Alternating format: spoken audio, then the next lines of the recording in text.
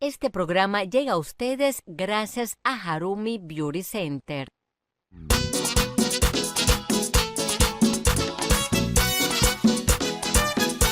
Mía se está preparando para otro programa bueno.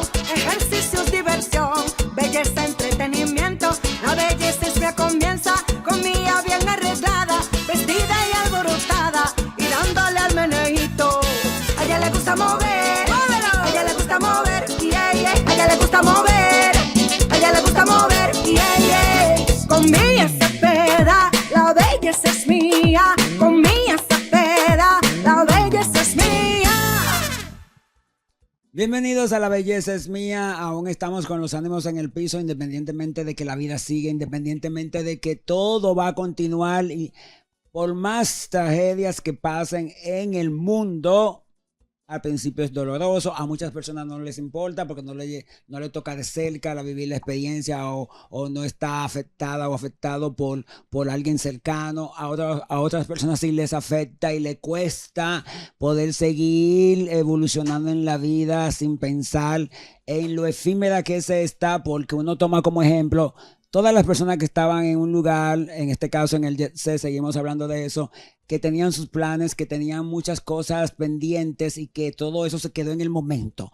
Entonces, así iniciando La Belleza es Mía con ese comentario, les digo que hoy vamos a contar con la presencia de uno que tuvo que estar trabajando duro esa noche, esa madrugada de la tragedia del Jet Set, porque su especialidad es precisamente ser neurocirujano y neurotraumatólogo, y él estuvo ahí metido de lleno junto con casi todos los médicos que que tienen un poquito de conocimiento en esta área, porque no todos tienen la preparación que tiene nuestro queridísimo Franly Vázquez, y sin embargo él contaba, me estaba diciendo hace un instante todo lo que vivió, y que esta tragedia, señores, debe de servir de ejemplo para que el dominicano sepa de que no estamos preparados para una tragedia mayor en ese sentido. Es decir, se cayó un techo en un local, en un lugar, y él me comentó, y si es un terremoto que pasa simultáneamente en varios lugares, ¿cómo van a responder las autoridades, los servicios? No estamos preparados para eso. Entonces, no sé para qué se invierten tantos miles de millones en cosas innecesarias, porque hay unos cuantos miles de millones por ahí que se utilizaron, se cogieron prestados de que para el cambio climático, no sé para qué. Cuando aquí el cambio climático no nos está afectando absolutamente para nada. Entonces, pensemos, analicemos en qué debemos de invertir. En un país donde cualquier día de estos podemos ser sorprendidos por un terremoto como le pasó hace unos años a nuestro hermano país Haití, República de Haití.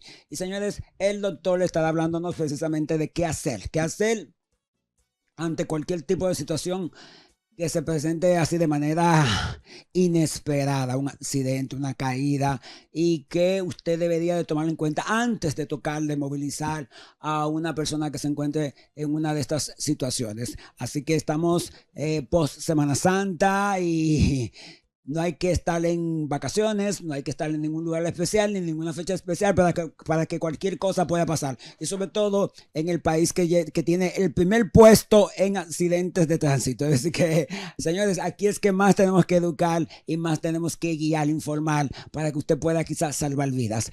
Vamos a estar dos bloques hablando con el doctor Franly Vázquez acerca de esto, y por supuesto procedimiento de Harumi, porque Harumi Beauty Center patrocina La Belleza es Mía, y por ese motivo las ofertas y también los procedimientos para que tú te motives a realizártelos en manos expertas y con garantía. Todo esto hoy, señores, en La Belleza es Mía, valga la redundancia. Y antes de empezar con este contenido, vamos con la frase del día.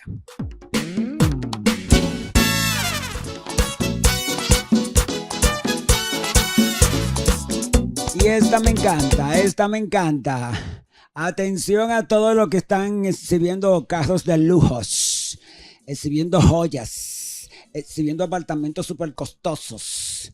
Quien está mejor económicamente no es el que más tiene, sino el que menos debe. Ay, sí, eso me acuerda, señores, hace, ¿qué? de post pandemia, yo decía, Dios mío, yo no debo nada, no tengo deudas, me voy a endeudar para sentirme viva. Señor, y empecé a hacer préstamos, a hacer cambios, compré locales, hice un montón de cosas y ahora estoy hasta aquí.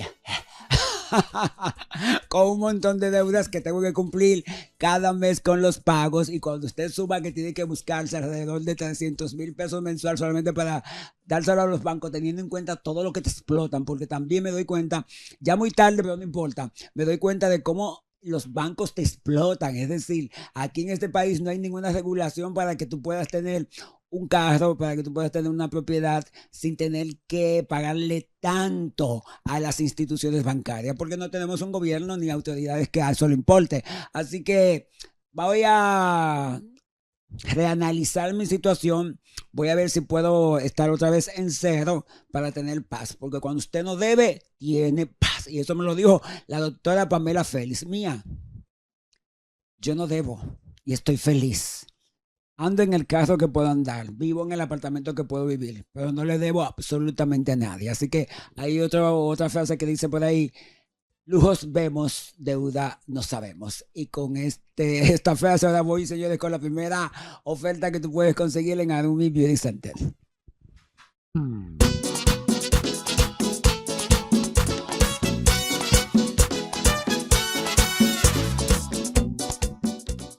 Estamos post Semana Santa, que yo espero que todo haya sucedido súper suave, que la gente se haya recogido, que la gente haya aprendido de lo que pasó y que estuvieran en casita junto con sus familiares, disfrutando de lo que realmente tiene valor en la vida, y es la familia. Y para que tú cuides tu piel y sigas cuidando tu piel, si tú fuiste de las que como yo se quedó en casita, pero tienes tu piscinita y puedes tomar sol y puedes meterte en ella y puedes relajarte ahí tranquilita, recuerda que también ahí hay que cuidar esa piel después de esta exposición, y por eso tenemos esta hidratación intensiva con ácido hialurónico y péptidos. Esto va a ser un conjunto de pasos, entre ellos está la eliminación de células muertas, mesoterapia virtual, serum de ácido hialurónico y péptidos, mascarilla regenerante, hidratante y rejuvenecedora, más una máscara LED para que esta luz pueda sellar todos estos principios activos. Y hablando de sellar, luego una crema sellante para que todo quede ahí dentro y tú puedas aprovechar al máximo esta hidratación. ¿Cuánto te va a costar este procedimiento a nivel facial? Pues 2,800 pesos. Llamando al 809-565-5224 o al 829-745-7926 puedes contactarnos y así hacernos la visita en la avenida Bolívar 255, Torre El Oráculo, Suite 102-103 en Gascue.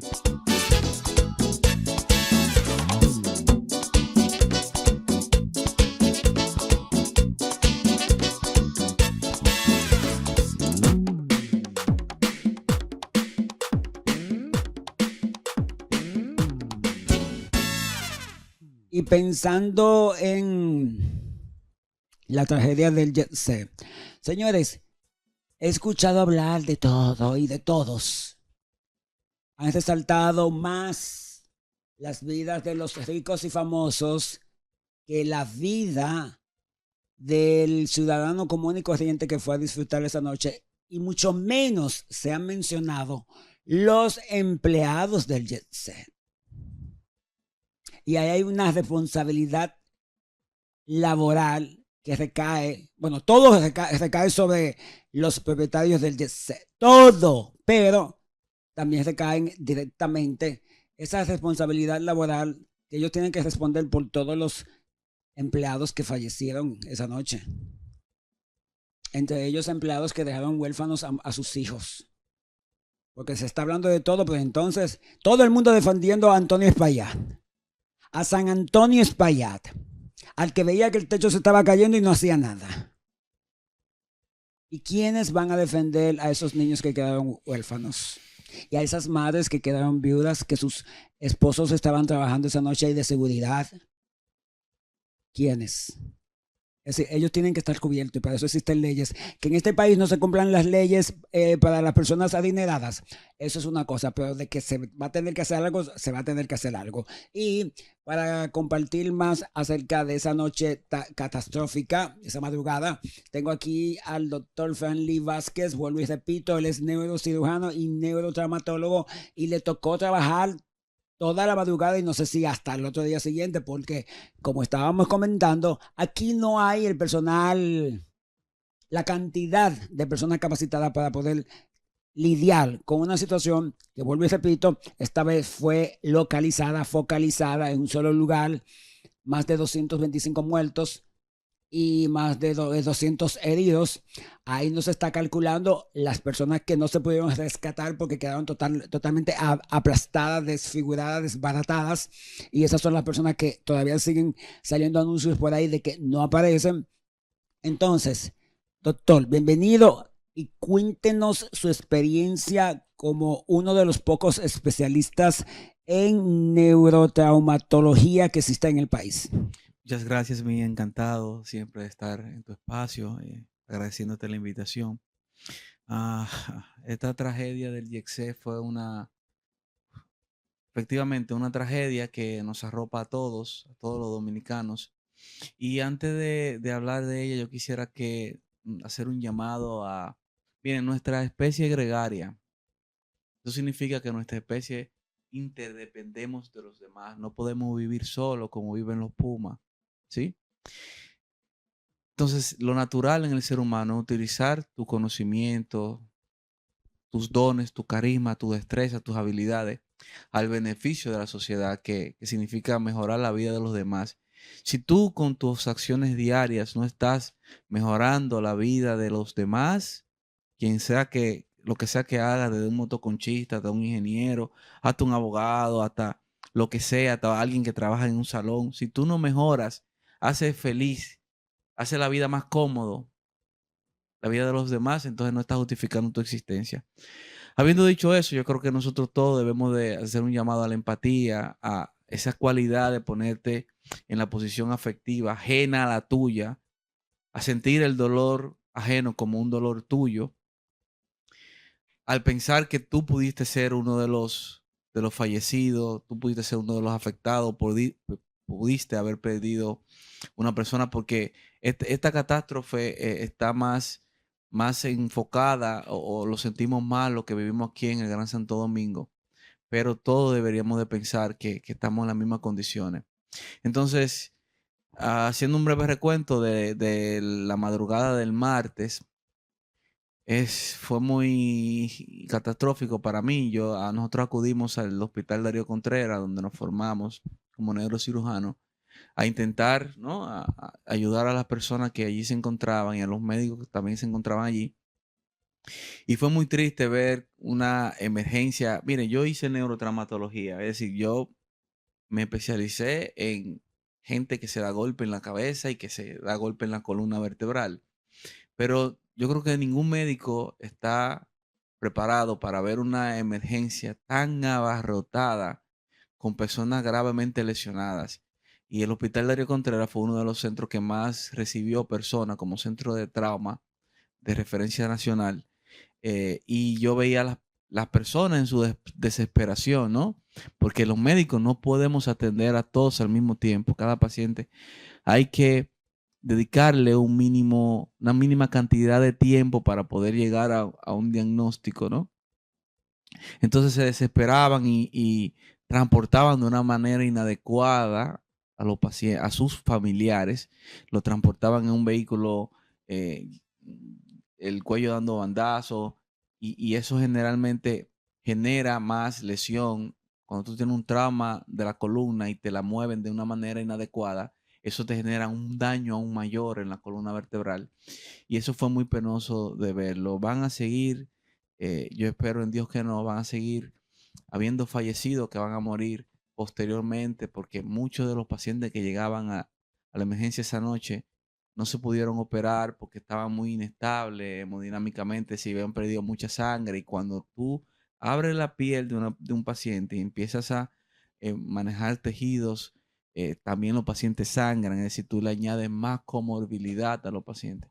Entonces, en definitiva, fue una situación muy triste y como sociedad debemos de tener un organismo regulador estatal que sea capaz de supervisar qué se hace después de que los planos están hechos. ¿Qué, qué peso tú le pones a tu casa encima? Porque que cuando una vez mi papá es ingeniero estructuralista y me estuvo explicando de que una vez tú entregas los planos al CODIA y al ayuntamiento de lo que tú piensas hacer, de la edificación que tú piensas hacer, ninguna institución se encarga de velar de que eso sea así. De que posteriormente, 10 años después, tú no digas, bueno, mis recursos económicos mejoraron. Entonces yo le dije al ingeniero que no, que iba a ser una casa de una planta, pero ya yo tengo la posibilidad de subir otra para que mis hijos tengan donde vivir. Pero eso no se contempló, el ingeniero no lo contempló en los planos iniciales. Entonces, ese piso que está arriba genera un peso que tiene que ser igual al peso que está abajo, que de la superficie, para que tenga equilibrio. Eso lo llaman los ingenieros principio de equilibrio de la fuerza. La de arriba tiene que ser igual a la de abajo. Entonces, tiene que haber una institución que nos regule, porque como sociedad no podemos hacerlo todo. Qué triste escuchar esa situación de que ustedes como médicos tienen que estar viendo y accionando y esos sentimientos tienen que dejarlo a un lado porque si los mezclan entonces no pueden trabajar. Y hay que tener en cuenta que aquí esto no fue un accidente, ojo, esto fue una tragedia provocada por descuidos como coincidimos todos lo que hemos visto, todas las imágenes. Doctor. Es decir, yo vi ayer un video de una de las cámaras de seguridad del Jet Set donde se ve cómo ese techo le caía a un montón de gente en la cabeza. Así es. Y Así cómo muchas de estas personas quedaron totalmente aplastadas porque al techo hay que sumarle lo que estaba encima del techo, que generaba mayor peso y presión, con mayor fuerza para desintegrar cualquier cosa que encontrara a su paso. Sin embargo, muchas personas lograron salir con vida, de las que estaban sepultadas, de las que estaban bajo los escombros, y vi también a muchas personas con muchos traumas a nivel de cabeza. Ok, ya le dieron la primera parte del cuidado, pero esas personas fueron examinadas exhaustivamente para ver si no hay un trauma mayor interno que no se pueda ver, que en el futuro pueda afectarlos. Mira, uno de los grandes problemas que tenemos en nuestro sistema nacional de salud es que debemos de actualizar protocolos. Debe de existir un protocolo nacional contextualizado a la realidad de República Dominicana, pero a su vez actualizado con la evidencia científica para el manejo de los pacientes con neurotrauma, es decir, pacientes que tengan trauma craneoencefálico, que se fracturen o que se lesionen el cerebro y que tengan trauma raquimedular. Porque cuando tú le dejas las cosas a el experticio del médico, a la subjetividad que tiene que ver con la toma de decisiones, esa toma de decisiones es básicamente, en resumida cuenta, influida por dos cosas. Una, en el hipocampo, donde tú almacenas todo lo que tú has aprendido durante la carrera, todo lo que tú te leíste, pero a su vez por la corteza prefrontal, que ahí intervienen el estado de ánimo del médico, intervienen el grado de retribución que va a tener al atenderte, el grado de fatiga, el grado de estrés laboral, las condiciones ambientales de trabajo. Entonces, mientras más protocolizado tú tengas las cosas, menos espacio tú le dejas a la subjetividad. Lo que hay que hacer es esto es lo que yo tengo que hacer. O sea, un protocolo es una guía de pasos que tú debes hacer ante un paciente con alguna afección. Y yo creo que eso es necesario hacerlo en este país. Es necesario que nosotros enfaticemos en la creación de un protocolo. Los médicos hacemos lo mejor que podemos, pero no somos Dios. Hay pacientes que llegaron que no pudimos salvarles la vida. Muchos pacientes que estuvieron presentes en el IEXE esa noche presentaron posteriormente algo que se conoce como síndrome de aplastamiento, de lo cual se ha hablado muy poco. El síndrome de aplastamiento es que cuando tú tienes una extremidad atrapada por un concreto, esa extremidad, ese daño del músculo, genera lo que se llama rhabdomiólisis y eso libera sustancias de desecho del músculo, iones, sodio, calcio, y esos desechos, esos iones van a parar al corazón, van a ir corriendo por el torrente sanguíneo, por la sangre, y en el corazón generan una parada cardíaca. Y luego vimos entonces que se reportan pacientes que salieron vivos del derrumbe, que lo llevaron a la emergencia y luego murieron. Muchos de ellos muy probablemente hayan sido por síndrome de aplastamiento. Y es porque existe la necesidad de protocolizar los pacientes.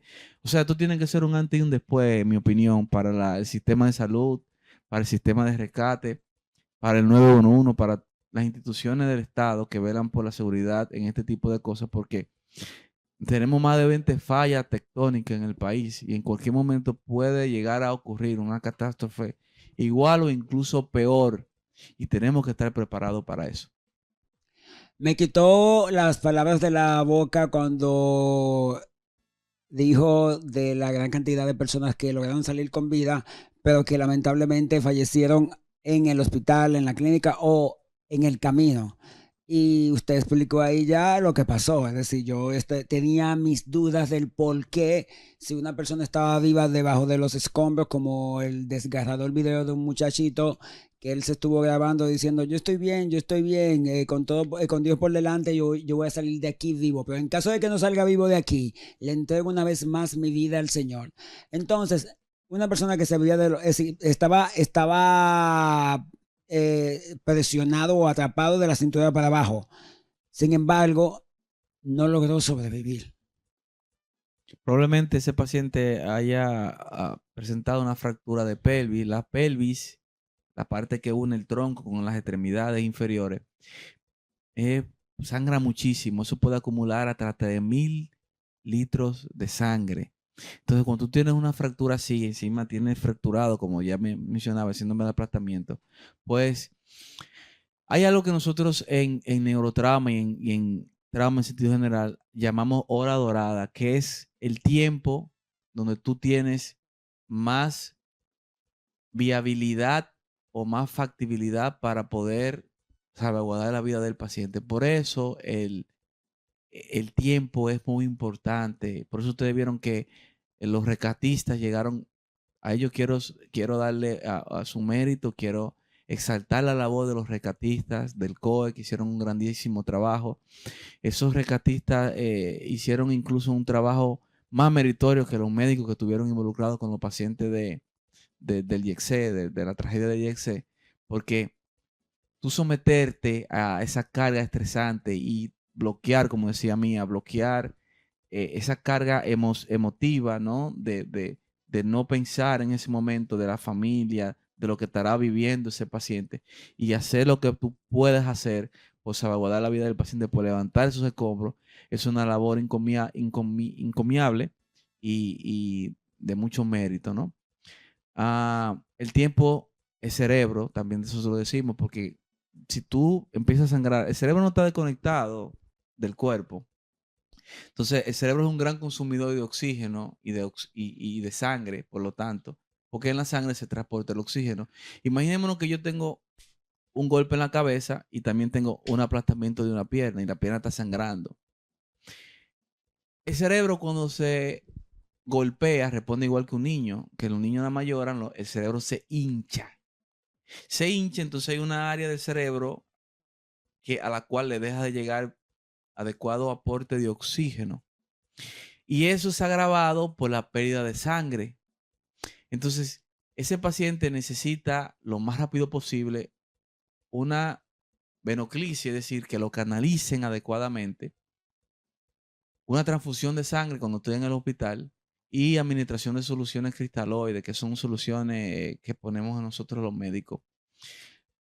Lo que tú puedes hacer como ente civil, como ciudadano normal, que dicho sea de paso, quiero enfatizar en que en este país nosotros necesitamos, por Dios, que en las escuelas se empiece a dar una asignatura de educación vial y soporte vital básico. Aquí todo el mundo debe saber qué debe y no debe hacer cuando tiene enfrente a un paciente con un trauma.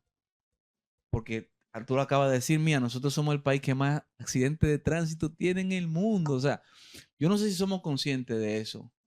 Somos el país que más muertes por accidentes de tránsito tiene en el mundo.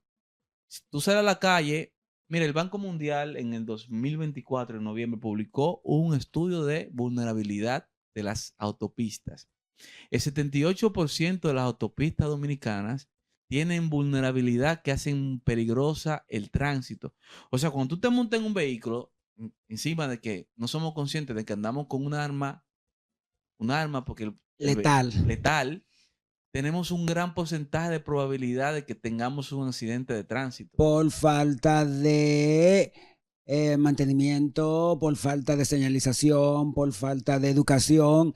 Cuando usted se monta en un vehículo, por ejemplo, yo decidí no viajar más de madrugada ni de noche al interior, porque las autoridades de este país no señalizan, no colocan estos ojitos de buey para que tú puedas saber dónde termina la línea de la carretera, dónde empieza, las vallas protectoras por los lados no tienen una luz que te indiquen que ahí está esa valla, una curva te agarra desprevenidamente, y estoy hablando de las principales autopistas. No quiere usted saber de los caminos rurales, que solamente es una línea, un carril para ir y vuelta, que ahí es la cosa peor. Entonces, las autoridades, en vez de salvaguardar al conductor cuando está manejando de noche o a cualquier hora, es todo lo contrario, ponen en riesgo más tu vida porque tú no cuentas con los elementos necesarios para poder prevenir una catástrofe en caso de... Entonces debe haber una asignatura, debe de darse en las escuelas desde chiquitico. Soporte vital básico. ¿A qué me refiero? Miren, cuando tú te encuentras con una persona que tiene un accidente, un derrumbe, como pasó en el YECSE, un accidente de tránsito, lo primero que tú tienes que hacer es recordarte de la mnemotecnia, de las siglas PAS. PAS, pero no con Z, con S. La P de protegerte tú. Si fue un derrumbe, tú tienes que cuidarte de que tú, por auxiliar a la víctima, no te caiga también, no sea parte de las víctimas. Una vez tú te proteges, tú llamas, avisas, de ahí la A. Avisa a quién, al 911. Dice en qué lugar, cómo se encuentra la víctima, si está consciente, la mayor información que tú puedas brindarle al 911 para que ellos sepan a qué se pueden enfrentar y manden el personal adecuado para eso. Y luego tú socorres. ¿Cómo debe de socorrer al paciente? Lo primero es, si tiene una hemorragia, pararla. Pararla, tú la paras por compresión directa o le haces un torniquete si es una extremidad. Lo segundo que tú haces es visualizar la vía aérea, de que él no tenga ningún cuerpo extraño metido entre la boca que le impida respirar. Luego se hacen otras cosas, como por ejemplo tú ves la frecuencia respiratoria, cómo está el pulso, cómo está su estado de conciencia. Luego lo expone para ver si hay una lesión secundaria que se te haya pasado desapercibida. Y no movilizar al paciente. No movilizar al paciente, al menos que su vida esté en riesgo, inminente. O sea, si tú tienes un derrumbe y tú ves que la losa, el techo se está por caer, tú tienes que movilizarlo. Pero ¿cuál es el riesgo que corremos, Mía, cuando movilizamos a un paciente? Bueno, que si tú tienes un trauma en la columna, imagínate, la columna es como un edificio.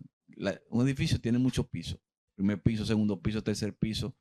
Para que entendamos, cada piso es una vértebra. La columna vertebral está formada por huesos que le llaman vértebras.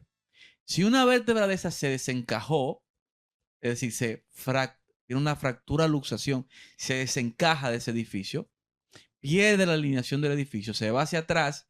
¿Y quién se encuentra atrás? Se encuentra la médula. Se encuentra a la estructura que viaja por toda la columna, que conecta nuestro cerebro con toda nuestra extremidad, la que nos hace sentir, la que nos hace mover. Por eso, cuando una persona tiene un trauma raquimedular alto, imagínate en el cuello, no puede mover ya sus extremidades superiores ni inferiores. Entonces hay que tratar de protegerla. Hay que tratar de protegerla, y eso se hace, ahí como bien veo la imagen, ahí eso se hace a través de una inmovilización adecuada que se hace lo que se llama movimiento en bloque, moviendo al paciente como si fuera un todo, no elevándole tipo hamaca, no elevándole los brazos y los pies y tirándolo en una camioneta o en un vehículo en movimiento. Eso no es lo correcto. Yo creo que empezando desde la educación, nosotros podemos hacer grandes cosas en nuestra sociedad. Vamos a dejar el tema hasta aquí. Voy con unas recomendaciones. En el último bloque seguimos con el doctor para ver si podemos captar un poquito el mensaje, concientizarnos, aprender, conocer para saber cómo actuar ante cualquier tragedia, porque ya que no tenemos el personal no capacitado, sino en cantidad necesario para poder accionar, entonces cada cual, eso debería ser como por obligación, uno tiene que aprender esas cosas porque así podemos colaborar y ayudar como sociedad. En pantalla va a aparecer una oferta que tú puedes aprovechar. Seguimos con los cuidados y también con la eliminación de vellosidad corporal o facial. Y en pantalla tenemos la depilación láser diodo. Tenemos combos de 10 sesiones cada uno y cada área te va a costar un monto. ¿Qué pasa? Cuando seleccionas más de una área, más barato te va a salir. Por ejemplo, una área, 10 sesiones serían 11,500 pesos, pero si tú eliges 2 áreas, 20 sesiones te van a salir por 20,800. Es decir que mientras más áreas te hagas en el cuerpo, más vas a economizar. Y para mayor información, tú puedes marcar al 809-565-5224 o al 829-745-7926 vía WhatsApp y así te puedes enterar de cómo funcionan estos combos. También nos puedes visitar en la avenida Bolívar 255, Torre El Oráculo, Suite 102-103 en Gascue.